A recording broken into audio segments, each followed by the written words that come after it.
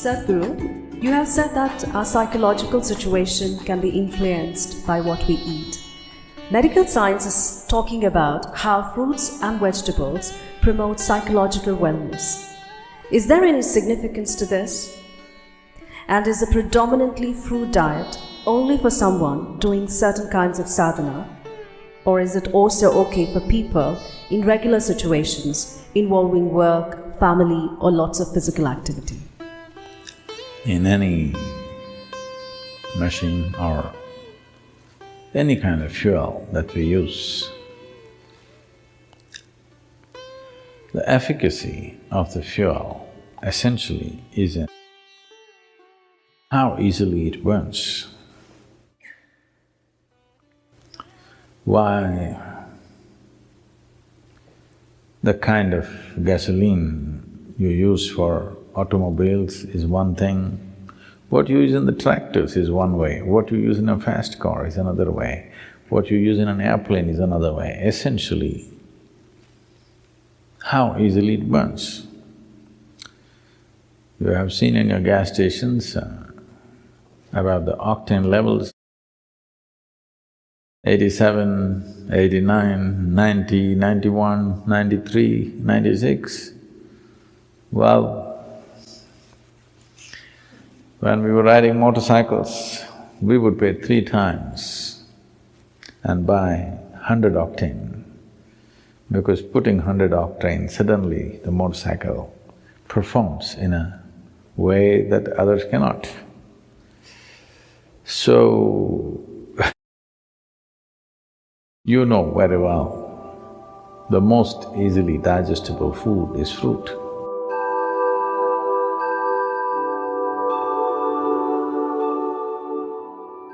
Digestion means the taragni, the digestive fires as they are known.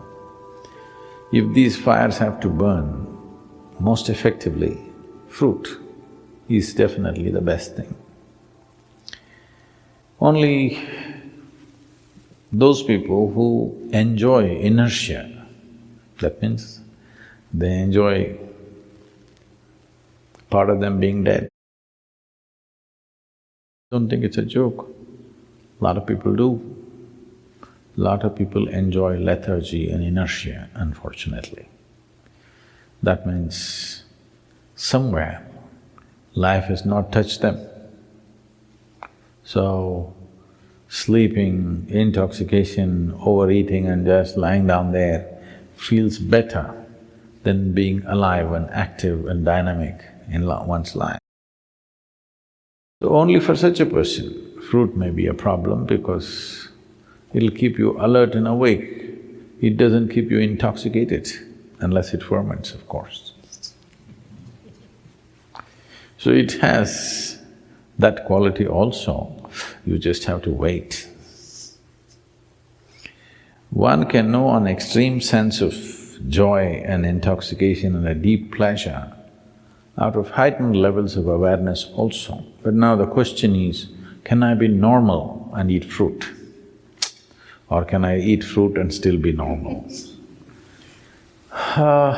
You know, even Adam started with a fruit.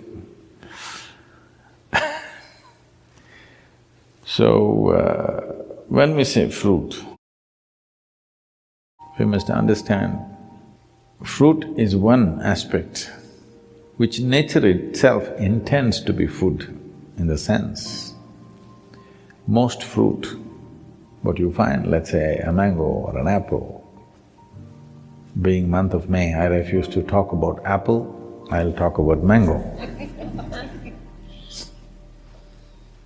The seed is the important part of the mango. The flesh is only a draw, it's a lure, so that animals and birds will go for this and carry the seed somewhere far away and drop it. I think for this question, the simple answer is in your general practice of life itself. Suppose you are ill in a hospital, let's say, you're in a hospital bed, nobody brings you chicken biryani, isn't it? They'll bring fruits. Because even your friends and relatives understand that, okay, you're eating all that, you got sick, at least now you eat sensibly. That's a message. So fruit can do miraculous things to the body. Sufficient consumption of fruit can do great things to the system. One can become very, very alive and active, no matter what is your lifestyle. But if you're doing very menial kind of job, let's say you're digging outside every day physically, not with a machine, but you're physically digging and doing very hard work, then you may find every 2 hours you get hungry because of the fruit. Because there is only that much volume you can eat, but it gets digested so rapidly that you may feel empty stomach. Till you come to a certain level of awareness where you are able to be empty stomach and still be energetic, because hunger is about running out of energy. It's like you're running out of battery, that's why you need to eat. But today, a lot of people, or most people I would say, when they feel little empty in the stomach, they feel like eating. To get out of this, you need a little bit of awareness that you're empty stomach, but still you're okay, because you're energetic. When your energy starts dipping, you eat. So if you go on a total fruit diet, you may have to either spend a little more time on the lunchtime and eat slowly so that you ingest enough fruit. Because with little fruit you will feel full because it's generally sweet. So one has to wait and slowly eat. There is also a bio clock within us that, let us say, your normal meal, cooked meal, you're taking 10-12 minutes to eat. Even if you eat fruit, by the time you reach 10-12 minutes, your body says you've eaten enough. So you have to consciously eat more, because it is timing you, it is not looking at the fill, it's just timing you. When those 10-12 minutes are gone, you feel you're full. So one has to go beyond that and consume enough. But if you're only on fruit diet and physically very active, it is important that maybe you bring 3 meals into your day, and most of you may already be doing it. So, 3 times a day, if you're sleeping 6 hours or 8 hours or whatever, for the remaining hours, 16 to 18 hours, 3 times eating is more than enough if you're eating fruit. But stomach will feel empty within 2 hours' time. So you must get used to hanging on with high energy but empty stomach. This is the time your brain works best, this is the time as a human being you function best, it'll be good for you. So if you want to use your brain power and also physical activity, it'll work perfectly well. But the fruit that you get in the market today, we don't know what it is filled with. There is a little bit of a problem. Because I clearly noticed this, the kind of country fruits that we used to eat when we were young, and today the farm-grown fruits that are coming to us, even in India, I mean here it's another matter altogether, even in India, they're not the same. They're much bigger, rounder, better looking, but this is like Botox. This doesn't work. I can clearly feel it's not the same level of strength and aliveness in it. Simply because this is made for the market, not for the man. These fruits are essentially made for the market. This doesn't mean that they're totally a waste, but they don't have the same nutrient that it used to have. So, we may have to fortify it with some amount of other food. We must check and see what kind of fruits you're exposed to. And seasonally, there are a variety of fruits. It's very incredible that what kind of fruits the land produces at a certain time is most suitable for the system. There's a lot of study about this, how for those seasons when it's cold, when it's hot, when the moisture is very high, the right kind of fruit comes out of the earth. If you're eating from that area, but now you're eating fruit that comes from New Zealand, this is another matter. If you're eating from the land around you, you will see the right kind of fruit is coming to you at the right season. It's the best thing to eat at that time. Above all, it's ecologically a very sensible way to eat. Right now we are launching a campaign that everybody should turn at least 30% fruity. That is, at least 30% of your diet should become fruit. Because if 30% of your food comes from the trees, not from plowed land and crop, ecologically it'll make a huge difference for the world.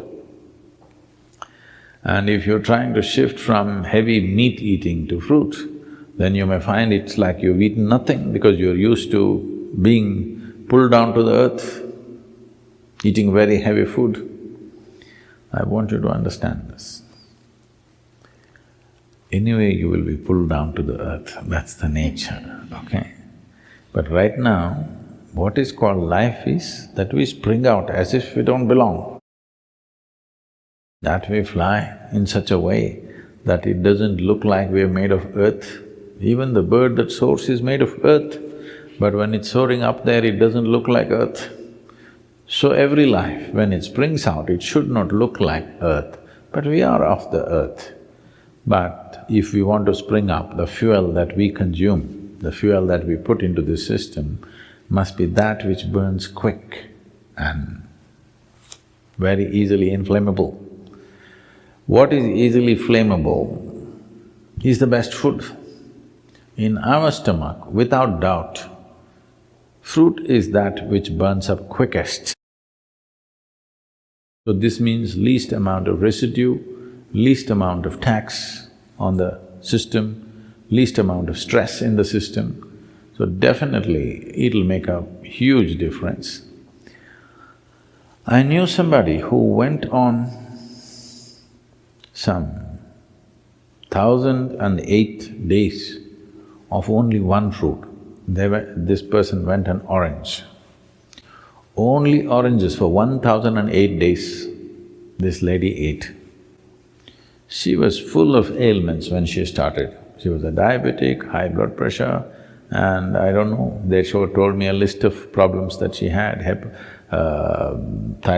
serious very thyroid issues, overweight. In 1,008 days, she came out like she was 20 years younger and full of vitality, all ailments gone totally. This is one person I'm saying, please don't go on just oranges, we'll run short of oranges or at least move to Florida. Yes, fruit will make a wonderful difference, especially in today's world, it's very important because we value a human being, in the work areas I'm saying. We value a human being for their brain power, not their brawn power, unless you're on WW whatever nonsense, okay? So, for this, fruit will make a huge difference for sure. And ecologically, it's the most sensible thing to do. Between fruit and meat, for one person to survive, let's say that you have to survive on just meat, an approximate calculation is, we will need 15,000 liters of water to produce meat for one person for 1 year. If you go on fruit diet, we will need 300 liters of water.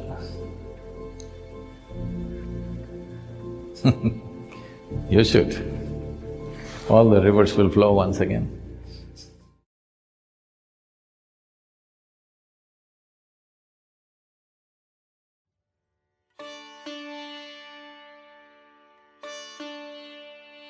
Namaskaram, Sadhguru.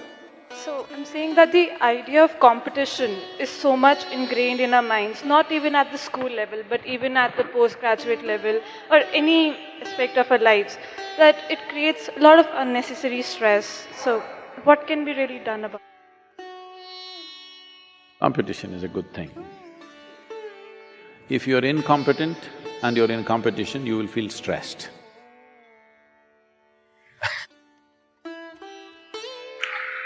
So, if you want to be in a competitive situation, the thing is you have to work on your competence. Right now the problem is, you're tweaking your desire, you're not tweaking your competence. This is what has to happen, that we must teach children to tweak their competence, not their desire. We are calling this ambition, we are calling this goal-orientedness. Ambition means what? You tweaked up your desire, you'll suffer invariably. If you tweak up your competence, you will see wherever you go, you're doing better than what people expect you to, so naturally things will go well for you. Competition is not the bad thing, lack of competence is the bad. We must understand this. In this country, this is very important because we still think our education is cooked in heaven. Because people tell me temples are crowded just before the examination. Just the wrong place to be. Just the wrong place to be.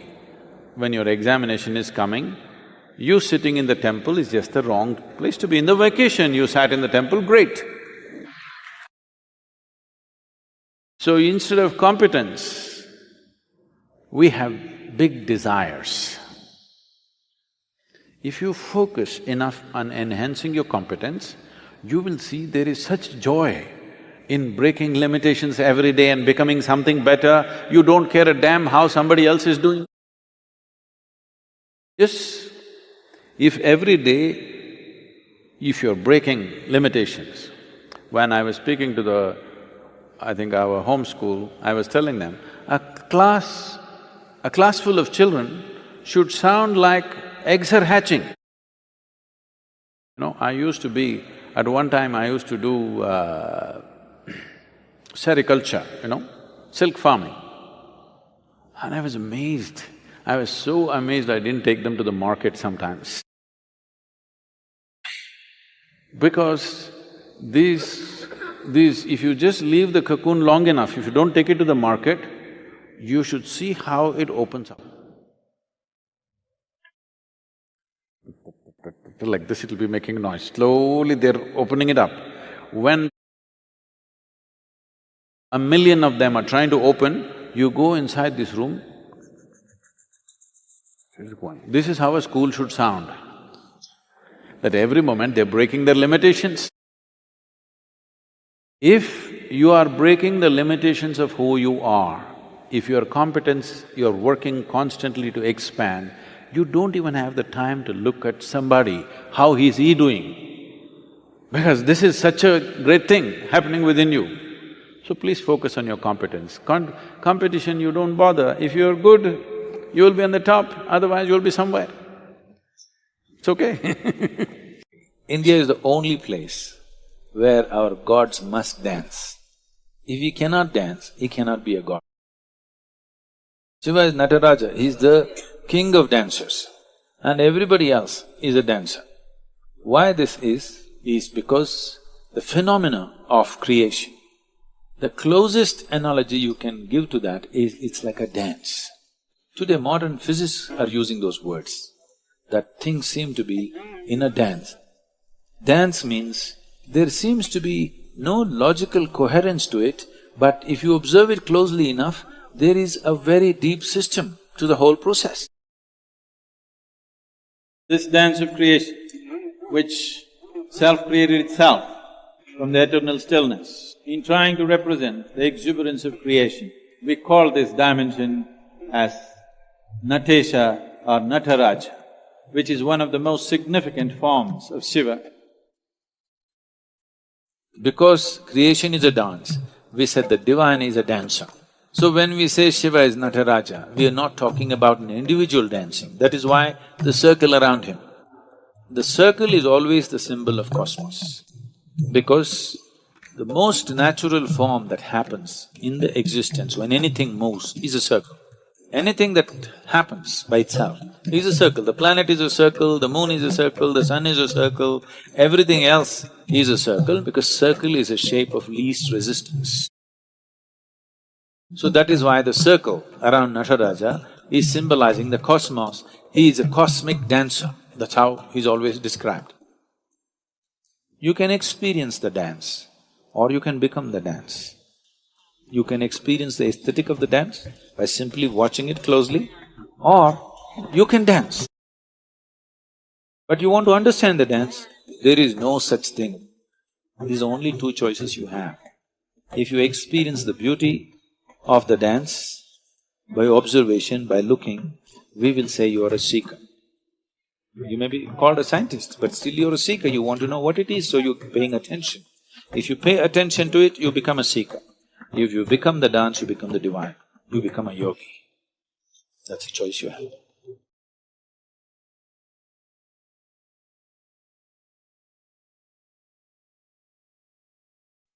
If you stayed until now, if you paused your day to listen, that already sets you apart from most. Like the video, comment where you're watching from, and check the links in the description. You'll definitely find more content that continues this conversation with you. Thanks. Big hug, and see you in the next video.